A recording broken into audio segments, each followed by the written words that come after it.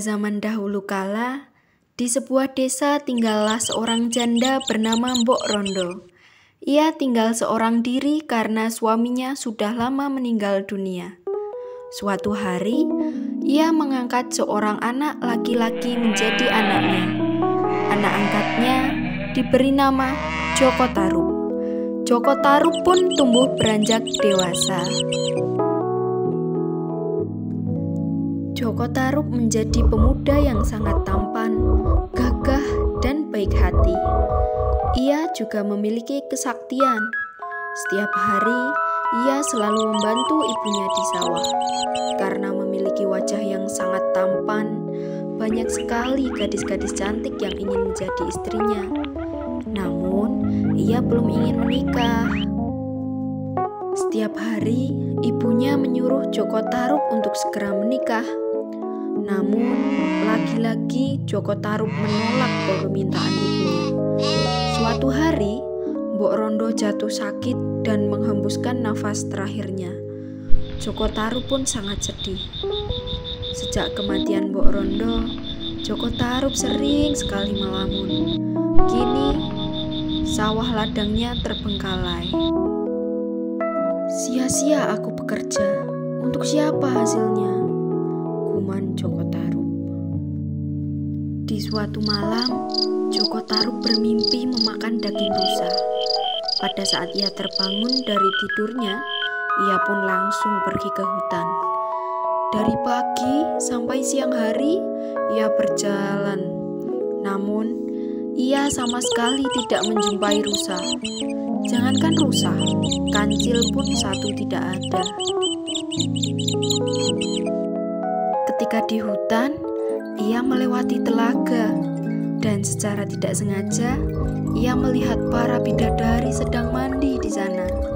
Di telaga, tampak 7 perempuan cantik tengah bermain-main air, bercanda, bersukaria. Joko Tarub sangat terkejut melihat kecantikan mereka.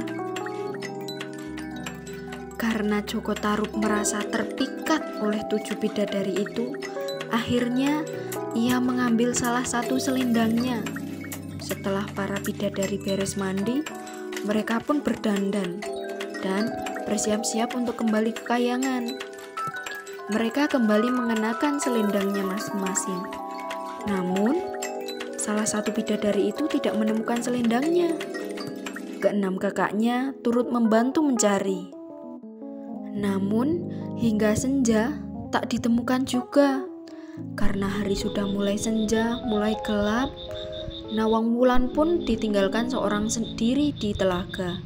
Kakak-kakaknya kembali ke kayangan. Ia merasa sangat sedih. Tak lama kemudian, Joko Tarub datang menghampiri dan berpura-pura menolong sang bidadari itu. Diajaknya bidadari yang ternyata bernama Nawang Wulan itu pulang ke rumah. Kehadiran Nawang Wulan membuat Joko Tarub bersemangat kembali. Singkat cerita, mereka pun akhirnya menikah. Keduanya hidup dengan bahagia. Mereka pun memiliki seorang putri cantik bernama Nawangsih.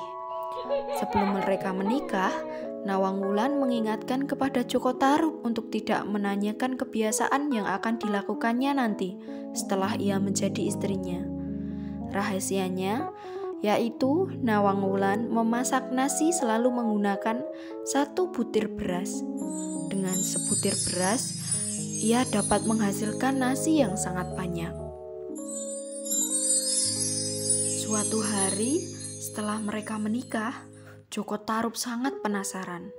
Namun, dia tidak bertanya langsung kepada Nawang Wulan, melainkan ia langsung membuka dan melihat panci yang suka dijadikan istrinya untuk memasak. Ia melihat setangkai padi masih tergolek di dalamnya. Ia pun segera menutupnya kembali.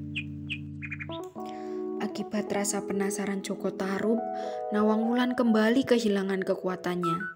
Sejak saat itu, Nawang Wulan harus menumbuk padi dan menampi beras untuk dimasak, seperti wanita pada umumnya. Karena tumpukan padinya terus berkurang, Suatu waktu Nawang Wulan pun tanpa sengaja menemukan selendang bidadarinya terselip di antara tumpukan padi. Ternyata selendang tersebut ada di lumbung gabah yang disembunyikan oleh suaminya. Nawang Wulan pun merasa sangat marah ketika suaminya yang mencuri selendangnya. Akhirnya ia memutuskan untuk pergi ke Kahyangan. Joko Tarub pun meminta maaf dan memohon kepada istrinya agar tidak pergi lagi ke Kahyangan. Namun Nawang Wulan sudah bulat tekadnya, hingga akhirnya ia pergi ke Kahyangan. Namun ia tetap sesekali turun ke bumi untuk menyusui bayinya. Namun dengan satu syarat, Joko Tarub tidak boleh bersama Nawangsih ketika Nawang Wulan menemuinya. Biarkan ia seorang diri di dekat telaga. Joko Tarub menahan kesedihannya dengan sangat. Ia ingin terlihat tegar. Setelah Joko Tarub menyatakan kesanggupannya untuk tidak bertemu lagi dengan Nawang Wulan, sang bidadari pun terbang meninggalkan dirinya dan Nawangsih. Joko Tarub hanya sanggup menatap kepergian Nawang Wulan sambil mendekap Nawangsih. Sungguh kesalahannya tidak termaafkan. Tiada hal lain yang dapat dilakukan saat ini selain merawat Nawangsih dengan baik.